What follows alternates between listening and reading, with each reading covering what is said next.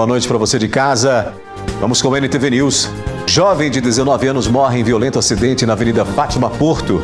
Dono de carvoaria é preso por trabalho escravo. Você vai ver que capotamento de veículo matou criança na BR-352 em Arapuá. No NTV News desta sexta-feira você vai ver também.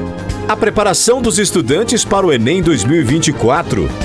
Centro Universitário promove mais uma edição do Congresso Mineiro de Ciências da Saúde. Futebol. A classificação do Cruzeiro para as semifinais da Copa Sul-Americana. Excesso de telas aumenta casos de miopia entre crianças e adolescentes. Licenciamento de veículos com placas final 4, 5 e 6 começa a ser exigido na próxima semana. No Dia Mundial do Turismo, a importância da atividade para a economia. E há anos esperando por cirurgia cardíaca, moradora de Patos de Minas pede ajuda. Essas e outras notícias você confere a partir de agora no NTV News, que já está no ar.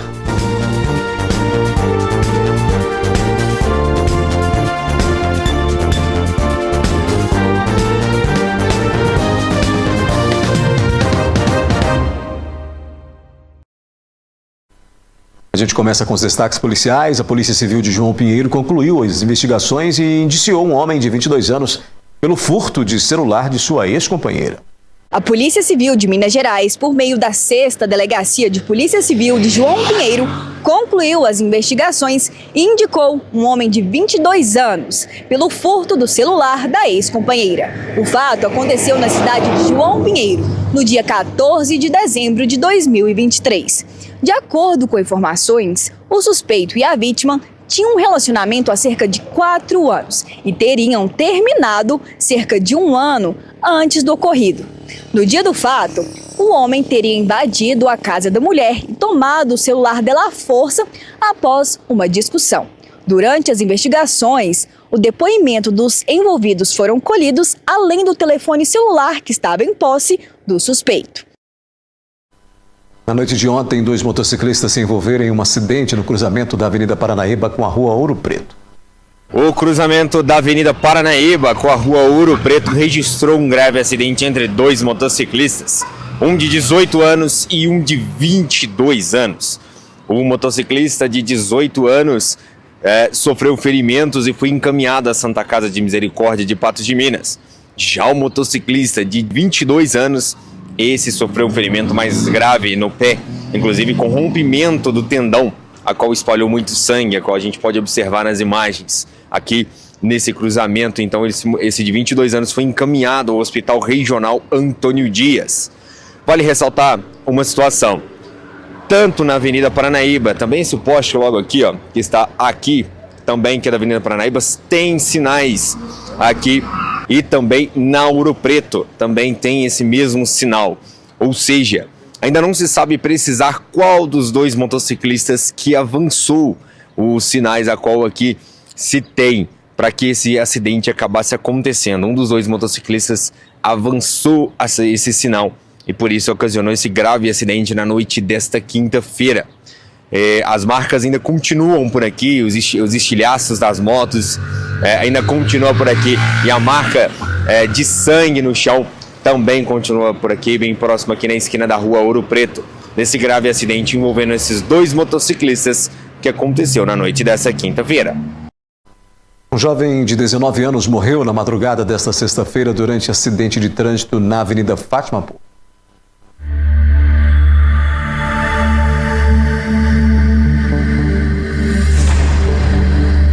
O grave acidente que tirou a vida de um jovem de 19 anos aconteceu no início da madrugada desta sexta-feira, bem aqui na descida do prolongamento da Fátima Porto, sentido centro de Patos de Minas.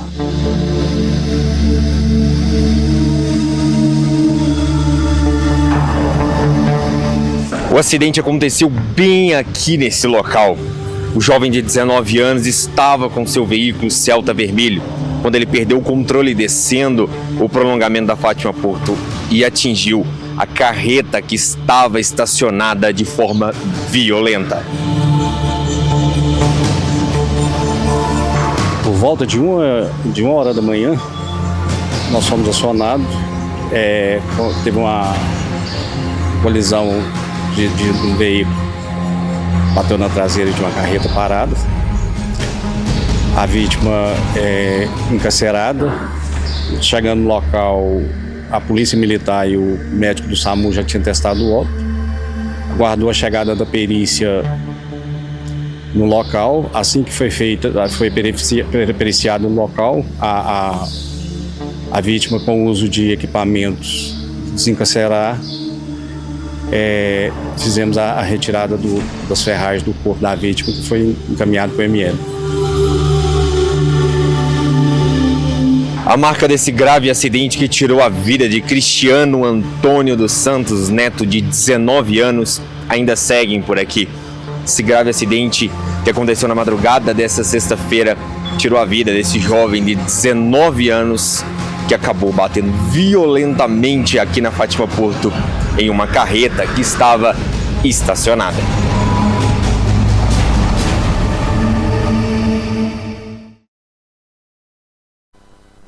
Uma criança morreu na tarde dessa sexta-feira durante acidente de trânsito com um capotamento no quilômetro 244 da BR-352, no trevo da cidade de Arapuá.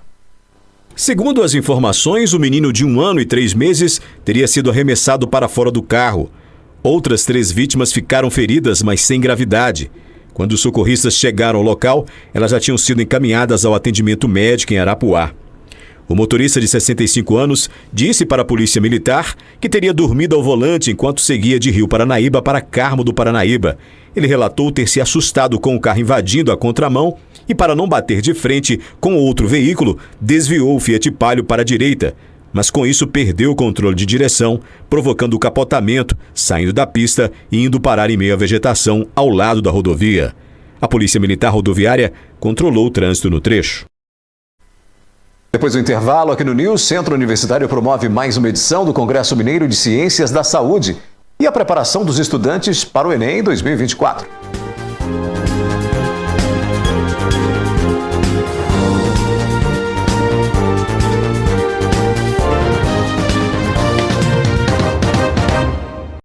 Terminou nesta quinta-feira o Congresso Mineiro de Ciências da Saúde, que é promovido pelo Unipam. Este ano o evento abordou o tema Tecnologias aplicadas à saúde.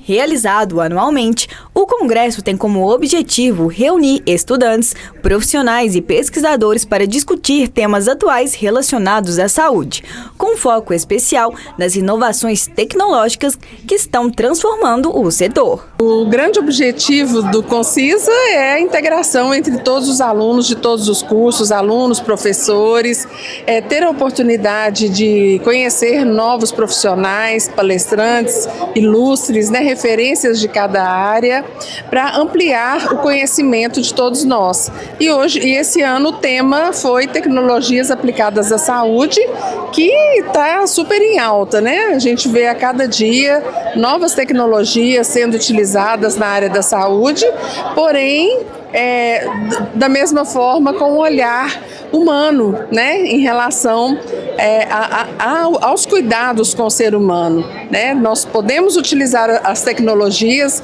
elas podem nos favorecer nos nossos cuidados de cada área, né, com o paciente, porém sem jamais deixar o ser humano, né, o cuidado do profissional com aquela pessoa. Isso é imprescindível.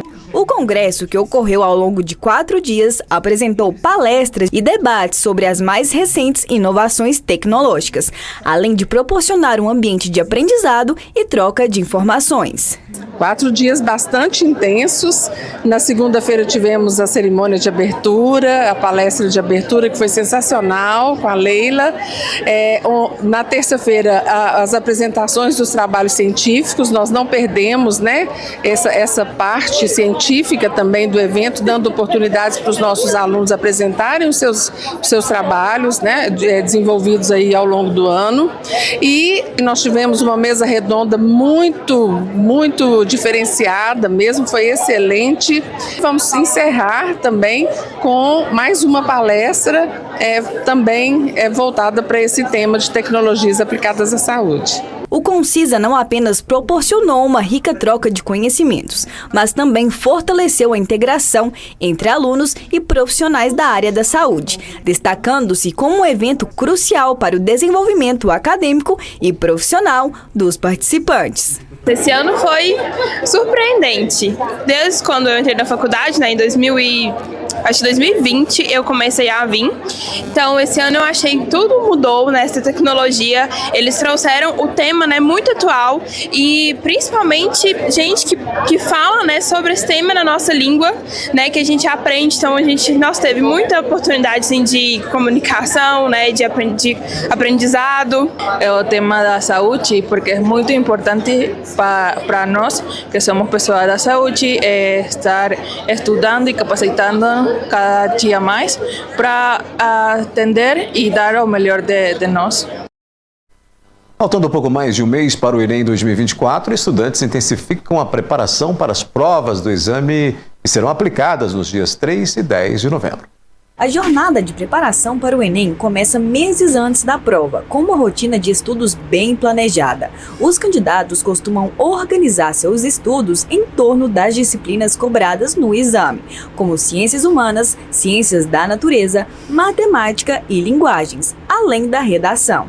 O processo de preparação do Enem é importantíssimo que o candidato conheça a prova e como ela é dividida. O Enem acontece em 2 dias. No primeiro dia, nós temos a prova de linguagens e humanas e a redação. No segundo dia, a gente tem a prova de ciências da natureza e matemática. O conteúdo é muito extenso, então é importantíssimo que você conheça a prova do Enem e que priorize as matérias que são mais cobradas.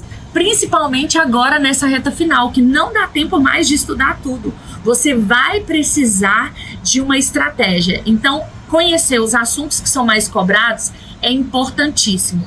O Enem impõe desafios significativos para os estudantes, principalmente devido à amplitude dos temas abordados. A carga de conteúdos extensa pode ser um fator estressante, especialmente para quem precisa conciliar os estudos com trabalho ou outras responsabilidades. Tem sido bem desafiador, porque até esse ano eu não tinha o hábito de estudo que eu tenho aqui, e para poder criar esse hábito, né, é sempre difícil criar um hábito novo, então foi um pouco desafiador para mim, mas depois que eu peguei o ritmo também, aqui a gente tem a estratégia certa, que a gente tem tudo que a gente precisa fazer, a gente já vem pronto, então a gente não tem muito o que ficar pensando, a gente só tem que fazer mesmo. Depois que a gente pega esse ritmo, fica muito mais fácil de se preparar, porque a gente sabe que a gente está fazendo o que a gente precisa de acordo com o que a gente quer realizar para a nossa vida. O Enem é fundamental para quem deseja ingressar em universidades públicas e particulares. Este ano ele será aplicado em cerca de 10.000 locais espalhados por todo o Brasil, e Patos de Minas é um dos municípios que receberá o exame. Em Patos de Minas, assim como todo o Brasil, a preparação para o Enem 2024 segue intensa, com os estudantes dedicando-se a uma rotina de estudos rigorosa e planejada. Tanto pública quanto privada, o que der certo eu tô indo, mas vou fazer o Enem, tô me preparando, principalmente aí nessa questão de humanas, né, matemática, a nota é diferencial para o Enem, então muita questão, estou assistindo aulas, né, fazendo os exercícios, participando das monitorias, e isso aqui com certeza é o diferencial, né, esse estudo ativo. O Enem é indispensável tanto para os alunos que querem ser aprovados em faculdades federais, quanto para alunos que querem ser aprovados em faculdades particulares. Através do SISU, depois que você recebe a nota do Enem, eles abrem o SISU. O SISU é quando você joga a sua nota para ver se você vai conseguir passar em alguma faculdade federal. Depois, nós temos o segundo processo, que é quando eles abrem o ProUni. O ProUni é um plano do governo que, de acordo com a sua nota do Enem, você consegue ser aprovado em faculdades particulares, mas quem vai pagar a mensalidade por você é o governo. E ainda assim nós temos o FIES. Através do FIES você consegue estudar em faculdades particulares, mas com o financiamento do governo, que tem um juro bem menor do que em bancos tradicionais, e sem falar que você só começa a pagar depois que você já está no mercado de trabalho, só depois que você termina a sua faculdade. A seguir tem a previsão do tempo para o fim de semana. Você vai ver que o excesso de telas aumenta casos de miopia entre crianças e adolescentes e a classificação do Cruzeiro para as semifinais da Copa Sul-Americana.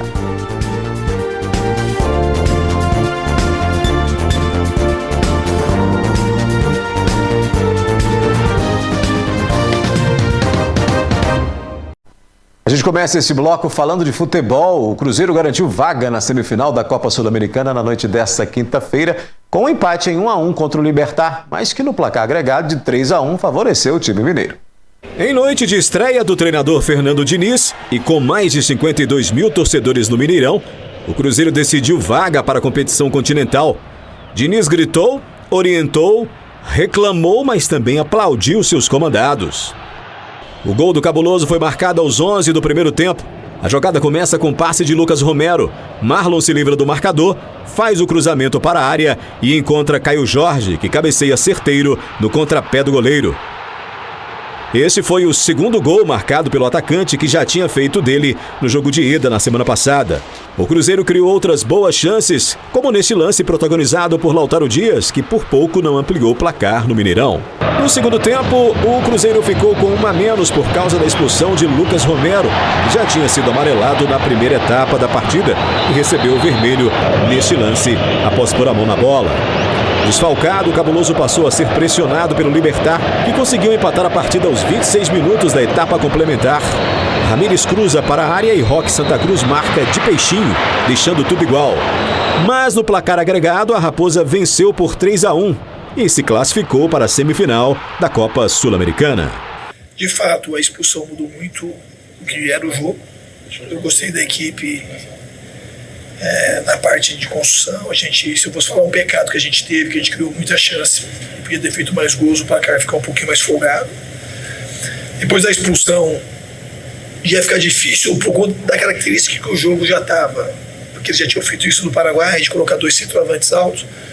Então, para você sustentar com um jogador a menos a bola aérea, ia ficar mais difícil. Então a gente não conseguia subir muito a marcação, tivemos que marcar num bloco mais baixo, então o jogo mudou muito a característica. Mas eu também gostei da equipe, conseguiu se ajustar da maneira que dava e foi uma classificação merecida. Diniz quase perdeu a voz, né? Nessa sua estreia aí pelo Cruzeiro, fazendo aí as orientações, gritando com o seu ataque, sua defesa, seu meio de campo, quase ficou sem voz. Pois é, na semifinal o Cruzeiro encara o Lanús, time argentino. As partidas serão disputadas nas 2 últimas semanas do mês de outubro. A outra semifinal será entre Corinthians e Racing. Agora, um alerta dos médicos: o excesso de telas e a falta de atividades ao ar livre vem aumentando os casos de miopia, principalmente entre crianças e adolescentes. Foi a escola que alertou a Ana, mãe da Júlia, hoje com 14 anos, que a filha estava com dificuldades em enxergar. Porque ela começou a ter dificuldade de enxergar a lousa, ela espremia o olho e as professoras vinham avisar, né? Então, mas foi muito cedo, né? Ela, com 8 anos ela começou já a apresentar esse problema. A Júlia foi diagnosticada com miopia e desde então precisa do óculos para atividades como enxergar a lousa na escola ou ler as legendas de um filme no cinema. Eu lembro que quando eu não usava o óculos, eu costumava ter muita dor de cabeça. Aí eu comecei a usar e essas dores de cabeça melhoraram muito. E também enxergar, né? Ficou bem melhor do que era. A miopia afeta 1 a cada 3 crianças e adolescentes no mundo. O dado é de um estudo global publicado nesta revista britânica de oftalmologia, que analisou dados de 5 milhões de pacientes de 50 países. A prevalência é maior no leste asiático e em áreas urbanas. A saúde ocular deve ser avaliada ao menos 3 vezes ao longo da infância, mesmo sem sintomas. A dificuldade de ver de longe é a principal característica da miopia. Pessoas míopes conseguem enxergar objetos próximos com nitidez, mas tudo que está distante fica embaçado. Apesar de haver uma questão genética envolvida, a condição tem sido mais comum entre crianças e adolescentes por conta do excesso do uso de telas. A Sociedade Brasileira de Pediatria recomenda evitar o uso de telas até os 2 anos de idade. Dos 2 aos 5 anos, o tempo máximo deve ser de 1 hora por dia. Entre 6 e 10 anos, o limite deve ser de 2 horas por dia e para os adolescentes, 3 horas por dia. Para reduzir o risco de desenvolver a condição, os pais devem estimular atividades externas. Parece que a luz ultravioleta reduz o crescimento do globo ocular, diminuindo a chance de miopia. Então, é recomendado que diariamente as crianças tenham atividades ao ar livre por cerca de 2 horas. Em vários países, isso já é uma política pública. Vamos saber então agora como é que fica o tempo no fim de semana nos municípios do Alto Paranaíba e Noroeste Mineiro.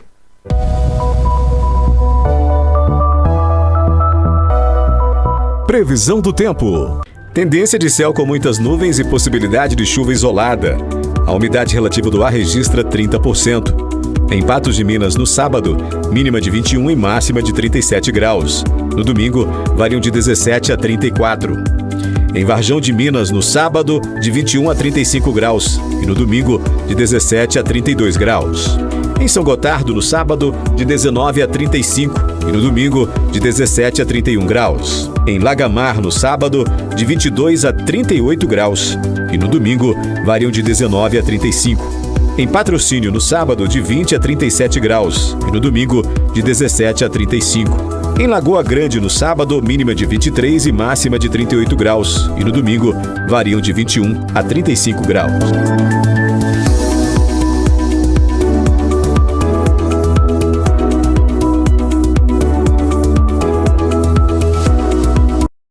Em instantes, licenciamento de veículos com placas final 4, 5 e 6 começa a ser exigido já na próxima semana.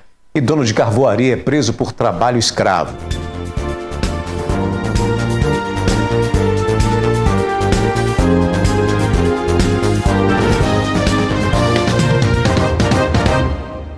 E vamos nesse bloco a um giro de notícias desta sexta-feira. A exigência do documento anual de veículos com finais de placa 4, 5 e 6 começa na próxima terça-feira. O Certificado de Registro e Licenciamento de Veículos, CRLV, de placas com finais 1, 2 e 3, começou a ser exigido em 1º de setembro. Já os proprietários de veículos com placas de finais 7, 8 e 9 têm até 30 de outubro para emitir o documento. Conduzir um veículo que não esteja registrado e devidamente licenciado é infração gravíssima, com multa no valor de R$ 293,47, além de 7 pontos na CNH e remoção do veículo para um pátio credenciado até a regularização. Um homem de 39 anos, suspeito de tráfico de drogas, foi preso na noite desta quinta-feira na BR-365, em Patos de Minas. O motorista tentou escapar da abordagem, mas acabou sendo detido. Ele afirmou que saiu de Belo Horizonte e seguia para Pernambuco. No interior do carro, que apresentava indícios de adulteração, os agentes da PRF localizaram pistola calibre 9mm, 45 munições e 4 tabletes de cocaína. O condutor foi preso por tráfico e porte ilegal de arma de fogo. Em Serra do Salitre, a Polícia Militar prendeu o proprietário de uma carvoaria por manter trabalhadores em condições análogas à de escravo. A denúncia foi feita por 3 funcionários que alegaram trabalhar em condições precárias e subhumanas. Segundo a polícia, ficou constatado que as vítimas estavam sem alimentos, não recebiam pagamento pelos serviços e a casa onde residiam não apresentava condições de higiene. Mais de 20 milhões de jovens entre 16 e 24 anos poderão exercer o direito de voto no primeiro turno em todo o país. Eles representam 12% do eleitorado brasileiro. Os jovens de 16 a 24 anos somam mais de 20 milhões de brasileiros aptos a votar nessas eleições municipais. Eles representam 12% do total do eleitorado e a maioria é mulher. Para a Isabelle, o transporte público precisa melhorar nos próximos anos. Muito cheio para, às vezes, do nada dar greve e aí a gente fica muito tempo esperando, né? O voto é facultativo para aqueles que têm entre 16 e 17 anos. Essa faixa etária reúne mais de 1.800.000 brasileiros. Em relação ao pleito de 2020, o número desses eleitores aumentou em quase 80%. Hoje, a utilização dos meios de comunicação, né, informação, as redes sociais, isso tem potencializado ali que jovens passem a discutir mais sobre políticas no ambiente virtual. Isso, de alguma maneira, pode estar impactando aí também a presença desses jovens no processo eleitoral. Não adianta nada também nós, como jovens, reclamarmos de alguma coisa sem a gente ter um embasamento, sem a gente votar, sem a gente colaborar com isso. que mostra que no Dia Mundial do Turismo a importância da atividade para a economia. E há anos esperando por cirurgia cardíaca, a moradora de Patos de Minas está pedindo ajuda.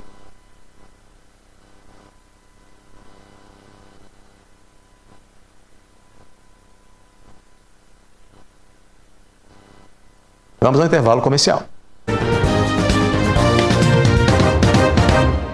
O programa Opinião Regional desta sexta-feira, comandado pelo apresentador David Bala, sabatinou os candidatos a vice-prefeito de Patos de Minas. Faltando 9 dias para as eleições municipais, Deise Lima, Lucas Eduardo e Sandra Gomes foram entrevistados e responderam questionamentos relacionados a diversos temas relevantes para o município. Para os participantes, a sabatina é um momento considerável na corrida eleitoral. A importância é gigante, porque vice também faz parte da gestão. Na ausência do prefeito, nós é quem assumimos. Então, esse espaço é importantíssimo para que as pessoas nos conheçam e saibam que a gestão é feita a dois. A importância é que a gente pode mostrar um pouco mais sobre as nossas propostas para toda a população patense. É de suma importância. É uma oportunidade única para que a gente possa estar na casa das pessoas, nos trabalhos, das pessoas. Estar mais próximo da população é fundamental. A NTV vai fazendo esses encontros, como eu disse agora há pouco com o David Bala, esses encontros neste momento, nessa reta final aí, voltando um pouco para a eleição que acontece no dia 6, é uma celebração da democracia, é mostrar todos os debates de ideias, é trazer, a gente trouxe aqui os candidatos a prefeito, trouxemos aqui os 3 candidatos a prefeito de Patos de Minas, agora a gente colocou aí também, nessa sexta-feira, essa entrevista, essas entrevistas com os candidatos a vice, as 2 candidatas a vice e o candidato a vice, para essa corrida eleitoral em Patos de Minas, isso para o eleitor ficar muito por dentro de tudo que pensa cada um deles, para que cada um deles possa apresentar os seus planos, tanto os candidatos a prefeito quanto os seus vices, apresentar os seus planos para o município de Patos de Minas e para que o eleitor esclareça todos os pontos desses projetos de governo, dessas ideias que cada um deles tem para, caso sejam eleitos, comandar o município aí por 4 anos. Então, essa festa da democracia, essa celebração da democracia, essa corrida eleitoral, com essa cobertura total que a NTV dá, a gente vai mostrando aqui para você. Lembrando que no dia 1º, no próximo dia 1º, a gente tem aqui na NTV o debate entre os candidatos a prefeito de Patos de Minas, às 20h40, às 8h40 da noite. A gente vai mostrar aqui na tela da NTV esse encontro, esse debate entre os nossos candidatos a prefeito de Patos de Minas, aqui na tela da NTV para você. E claro, com toda essa cobertura também no dia das eleições, a gente vai mostrar para você tudo que acontece, desde o início do dia até a apuração. A gente vai estar mostrando aqui para você como já é uma praxe que tem o jornalismo da NTV de mostrar tudo isso para você todos os anos. 27 de setembro é o Dia Mundial do Turismo, atividade que contribui significativamente para a criação de novos postos de trabalho e também para a geração de renda para a população. O turismo é uma atividade ligada ao setor terciário da economia, área que abrange o comércio e os serviços, sendo uma prática que costuma estar diretamente ligada ao lazer. Com a evolução dos meios de transporte e comunicação, a atividade se potencializou, estando diretamente associada à consolidação do processo de globalização. Com a chegada do Dia Mundial em comemoração a essa prática, que tem cada vez mais ganhado o coração de todos, conheceremos as histórias de 3 pessoas que têm grande parte das suas vidas ligadas ao turismo. Roger é médico, mas sempre carregou consigo a paixão de viajar. Hoje, ele e seu companheiro Lucas possuem uma página nas redes sociais chamadas Patenses pelo Mundo, onde eles compartilham suas experiências e momentos incríveis que ficarão para sempre marcados na memória de cada um deles. A nossa página, ela tem uma dedicação direcionada a mostrar às pessoas que todos podem viajar, com condições específicas, lugares diferentes, variados, O propósito sempre foi esse, mostrar que todos podem ter acesso a viagens e sim, é um descanso, é um conhecimento, é uma volta com energia renovada, Isso aí faz um diferencial danado para a vida das pessoas como um todo, né? Independente de serem viagens nacionais ou internacionais, Roger conta sobre as incríveis experiências passadas em cada um desses lugares e como diferentes culturas e costumes podem influenciar diretamente na forma que enxergamos o mundo. O que mais chamou a atenção pra gente foi esse ano na Ásia, que a gente foi pra Tailândia, e a gente pôde vivenciar a atmosfera da Ásia, que é totalmente diferente da nossa aqui no Ocidente. A gente pôde perceber a forma que vivem, as comidas que são muito diferentes, a vivência em Bangkok, que é extremamente cosmopolita, mas ao mesmo tempo, pela dinâmica budista do país, traz uma paz, é uma mistura muito grande. A Suíça também muito marcante, locais maravilhosos, paisagens divinas. O norte da Itália também muito bom. Paris é um ponto que a gente não pode deixar de falar, foi maravilhoso.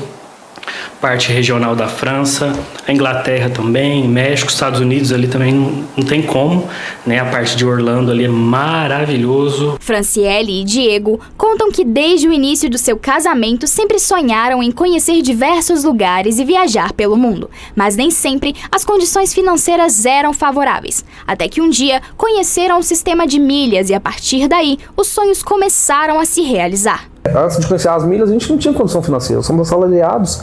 E viagem sai caro, né? Principalmente com a família. Né? Nós já conseguimos levar 11 pessoas da nossa família com a viagem 100% com milhas, tanto voo, hospedagem. Já conhecemos Fernando de Noronha, Paris, Roma, Florença, Milão, Veneza, Chile, Madrid, o Nordeste, quase todo a gente conhece, de Salvador, Porto Seguro, Maragogi, Maceió, Carneiros, Porto de Galinhas, turistas Natal, de primeira. Gramado. Então a gente conhece muitos lugares. Inclusive o ano passado a gente conseguiu fazer 11 viagens no ano. Você pode trocar por passagem aérea, hospedagem, cruzeiro. Você pode utilizar ela como crédito para andar de Uber. Você pode alugar carro. Você pode trocar por resorts. Passeios na Disney, ingresso na Disney, por exemplo. Beto Carreiro. Então, por isso que a gente fala que com as milhas, a sua viagem sai a zero, custo zero. Porque você vai transformar os seus gastos do dia a dia em bonificações para você utilizar em tudo dentro de uma viagem. Agora, o casal ajuda diversas pessoas com assessorias e transformaram as conquistas deles nas conquistas de outras pessoas, mostrando que é possível sim viajar pelo mundo gastando pouco. Depois do nosso sucesso individual, as pessoas, nossos amigos mais próximos, começaram a perguntar, e isso virou uma grande bola de neve, e a gente viu tinha que dividir com as pessoas, né? Acaba que milhas é uma utilidade pública, porque quem conhece de milhas sabe que milhas é dinheiro. Você não só consegue viajar com milhas, mas você consegue fazer uma renda extra. Todas as milhas, as companhias aéreas têm um valor, é como se fosse um valor de mercado, como se fosse uma bolsa de valores. Então, com isso, a gente começou a dividir isso com as pessoas. Turistar é muito mais do que apenas entrar em um avião. É adquirir experiências e guardar momentos que ficarão para sempre registrados na memória e nos corações de todos os aventureiros. Todo mundo pode ter acesso. Diferentemente de onde for, pelo mundo, ou regional, ou pelo nosso país. Minas, por exemplo, a gente tem aqui em Minas lugares maravilhosos, na região de Ouro Preto, de Mariana, Tiradentes, Inhotim. O norte de Minas, o pessoal que gosta de trekking, de pedalar, tem altas cavernas com muitas pinturas rupestres. Isso no nosso estado. Então aqui próximo a gente tem Caldas também, que é um destino muito forte para nós aqui do Triângulo e Alto Paranaíba, né?